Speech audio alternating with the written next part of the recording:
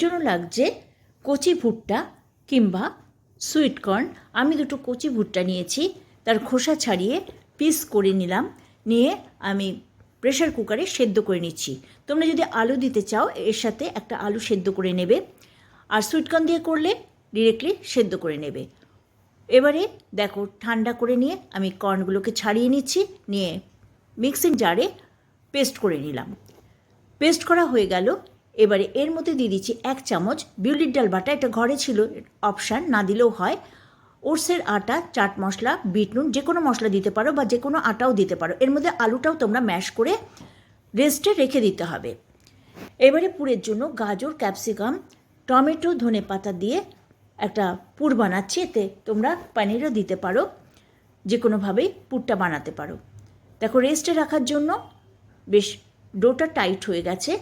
এবারে হাতে তেল মেখে আমি একটু লেচি করে পুরটা ভরে নিয়ে একদম রাউন্ড একটা শেপ দিচ্ছি। তোমরা ইচ্ছে মতন শেপও দিতে পারো। এবারে আপ্যান প্যানে তেল গরম করে এগুলোকে আমি ভালোভাবে ঢেকে ঢেকে লো আঁচে করে নিচ্ছি। এটা তোমরা ডিপ ফ্রাইও করতে পারো। দেখো হয়ে গেল আমার রেডি।